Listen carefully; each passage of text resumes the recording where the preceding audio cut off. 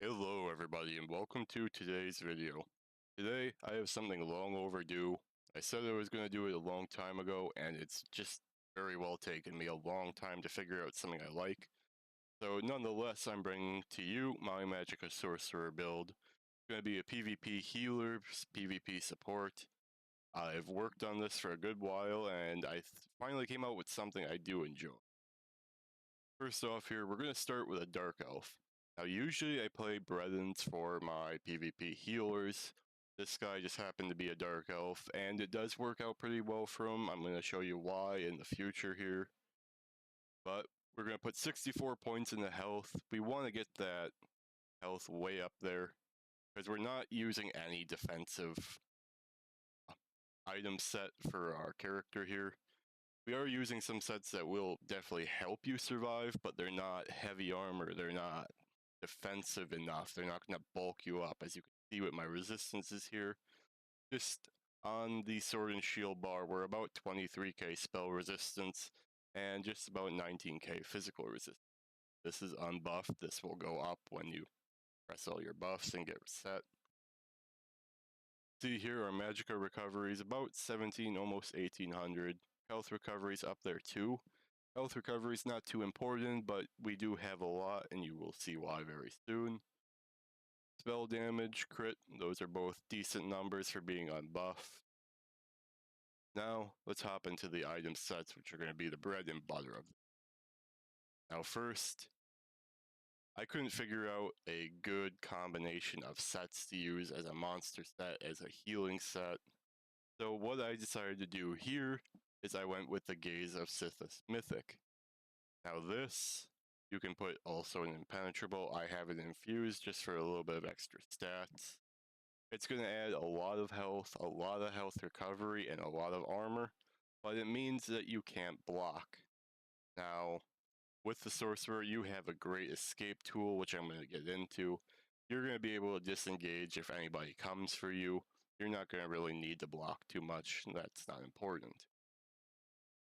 So this is our one heavy piece of the build. Next, we'll have Mighty Trudon's Arms. So this I have in medium. This procs our Undaunted passive, gives you some extra resources. And the reason we have this here is just to add a little bit extra passive armor to our character. Now, the big part of this build is we are in 5 light. And that 5 light is combat physical. Now, if you're not running this set in any regards, whether it's on your body, whether it's on your jewels and weapons, you need to be running this set. Now, when you look at it, it just adds some maximum magicka, some critical, and when you critically heal yourself or an ally, you grant them a damage shield. Now take in mind that damage shield is going to be halved whenever you're in PvP, but here is the big, very big important thing about this set. When you have a damage shield on you, people must break that to be able to damage your character. Therefore, while you have that damage shield up, any heals are going to be almost amplified because people can't negate them by damaging your character while they're being healed. They have to break the shield first. And now this can proc on multiple targets at the same time. So if you run this while you're Zerg surfing, if you run this while you're in a small scale group, if you run this while you're in a ball group, an organized group, anything, you are going to be putting a bunch of damage shields on people that allows you to keep putting out heals that people on the enemy teams cannot touch. That is very important when you PvP. So we have 5 pieces of this. I have them all as max magicka. As you can see, we already have the minimum 35k health that I think is a good starting point for a lot of support healing builds in ESO. And with our race choice, we do get a good amount of max magicka here.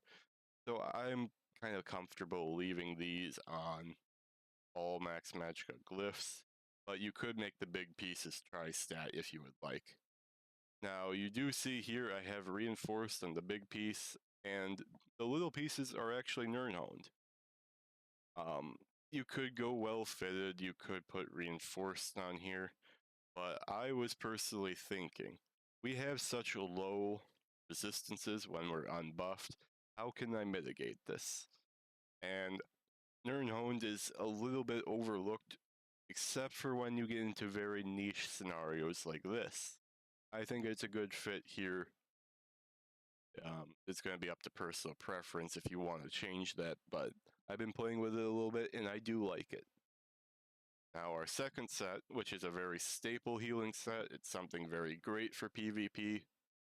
We're just going to go with standard old transmutation. Now you can see here we have them all in Arcane for the extra max magicka.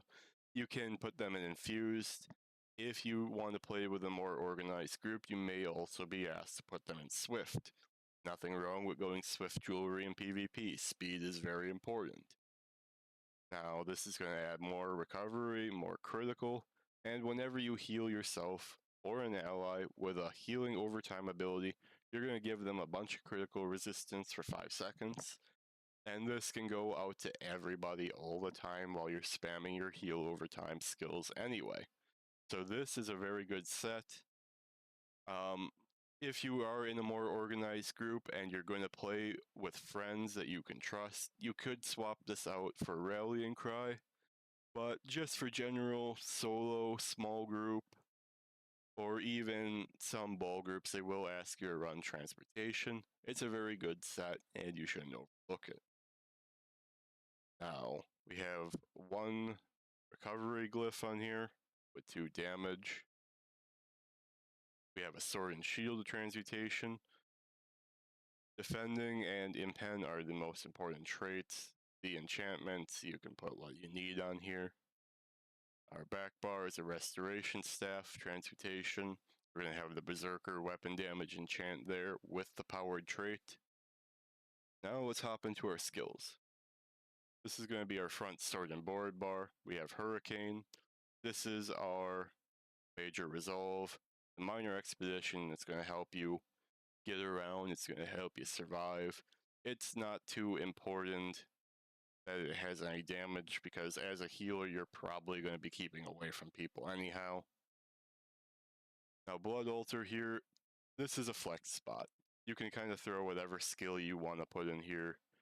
You can put in a Siege Shield, you can put in Caltrops, you can just throw whatever you feel that you need in there. If you need another shield, whatever you want, you can just go ahead and throw that in there. It's going to be for you to mess with here. Hardened Ward. This is our big damage shield. If you're expecting to take a lot of damage, if you're getting pressured, you pop this on. It's going to do a lot of tanking for you, especially with your low resistances. Ball of Lightning. Now this is our great disengage skill. This is why I said running 5 medium or 5 light and not needing to block is very important. With Ball of Lightning, we can just teleport away, gives you immunity to snares and immobilizations for 2 seconds. And if anybody's going to hit you with a projectile attack, like a lethal arrow, a crystal frags, anything in there, it's going to absorb that skill for you. But just keep in mind that you don't spam it, otherwise it's going to cost you a lot more. Power Surge, this is our major brutality sorcery, and it does give a little extra heal when you do a critical heal. That's going to be if people are very close around you, but it does count for a little bit, I guess. Barrier, this is a flex. You need to run something else here, I would definitely go with the Absorption Field. This is just a very great skill. Whenever you play with an organized group, whenever you play with small scales, they're definitely going to ask you for a negate if you're a sorcerer. And you can see I do have that on my back bar too. If you're going to run the negate on your front bar, you should be running a Resto Staff ult on the back bar. Now, on our Resto Staff bar, of course, we have Radiating Regen, standard. Healing Springs, just another standard AoE heal. Your Burst Heal and Blessing of Restoration. The problem with Sorcerer is we don't have a very good Burst Heal, but this one will just suffice. We're going to be keeping a lot of heal overtimes up, You're only going to activate this skill if you really need to save somebody from dying. Echoing Vigor, another great heal over time. You keep this up with your Radiating Regen, you're going to keep people alive more than you really think about. Energy Orb, another little heal over time. Give some resources back to people who trigger the synergy. And our Negate. This one does heal your allies. If you want to choose the morph that damages your enemies, that one is on you. If you're running with an organized group, they may ask you to do that, but just for general solo purposes, this will. Now let's hop right into our CP. Green Tree, I tell you this all the time, it's going to be your personal preference. It doesn't affect combat all that much. I have War Mount for the stamina cost on your mounts. Steed's Blessing for your out of combat movement speed. This I just have because I use them as a crafter in the background. Change this to whatever you like. And Gifted Rider for some extra mount speed. Blue Tree, Fighting Finesse. We want to do some extra critical healing on this build. We do have a lot of light armor, so you're going to hit a few more criticals than normal. From the Brink, I talk about this one every single healing video I make. It is a great damage shield that saves people when they're low health. You should be running this. Swift Renewal, you do have a lot of healing over time on this build. That's why I chose this. It's going to be great when you're sticking heals on people and you're moving around. You're just going to do some extra healing for them. Ironclad, we didn't go with the critical morph or the critical CP here because we have transmutation that's going to keep us alive that way. We want to go with Ironclad to reduce that direct damage taken. If you don't plan on taking too much direct damage, if you don't plan on being focused, which will happen to you as a healer, you're going to get focused at some point. You're going to want to go to Unassailable, get that area of effect damage down.